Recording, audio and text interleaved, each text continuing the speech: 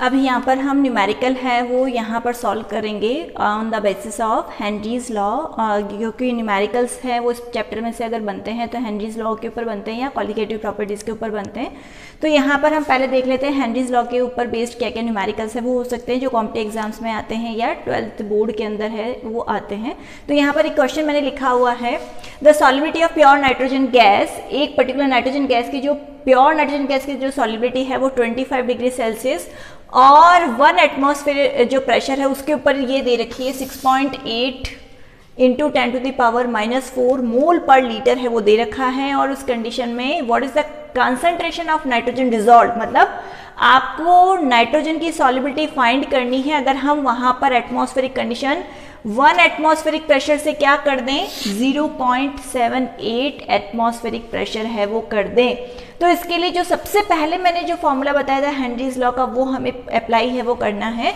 तो सबसे पहले जो फॉर्मूला हमने देखा था तो वो हमने देखा था कि भाई m है वो डायरेक्टली प्रोपोर्शनल है वो p के, और we can say m equals to क्या हो गया kp हो गया।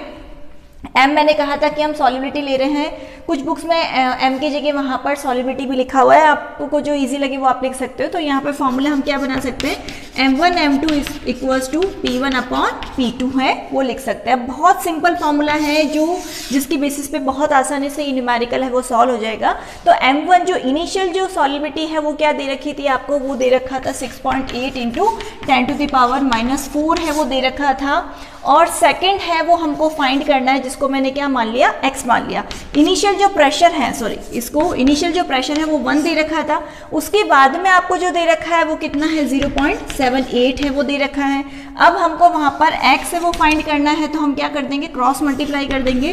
तो 6.8 इंटू 10⁻⁻⁴ इंटू 0.78 अगर आप करके देखोगे तो आपको आंसर है वो मिल जाएगा यहाँ पर 5.3 इंटू 10⁻⁻⁴ है वो मिल जाएगा। यूनिट लगाना नहीं भूलना है हमें, मोल पर लीटर।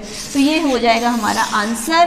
बहुत सिंपल है, सिर्फ हमने एक न्यूमेरिकल के अंदर ये फॉर्मूला है वो हमें ध्यान रखना है जिसके बेसिस पे हम ये क्वेश्चन है वो सॉल्व कर सकते हैं।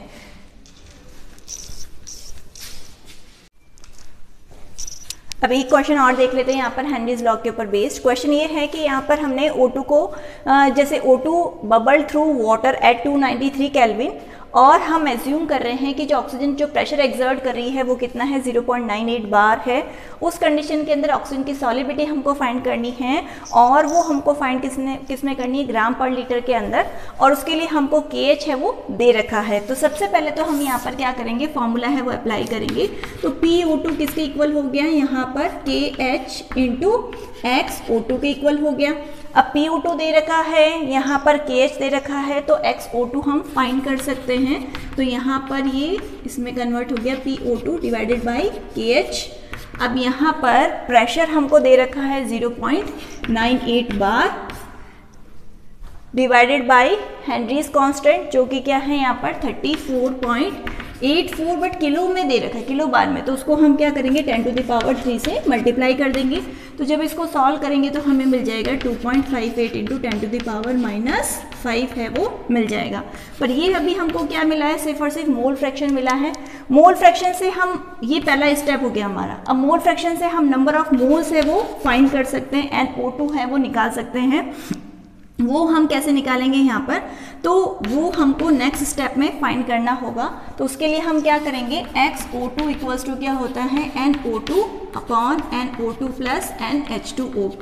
अब यहाँ पर वाटर के कंपैरिजन में इसके नंबर ऑफ मोल्स क्या होंगे, बहुत ज़्यादा कम होंगे। तो हम यहाँ पर इसको रिप्लेस करके सिर्फ ये लिख सकते हैं NO2 अपॉन NH2O, ये हमने लिख दिया यहाँ पर। अब यहाँ पर XO2 हमें फाइंड क्या करना है, NO2 फाइंड करना है।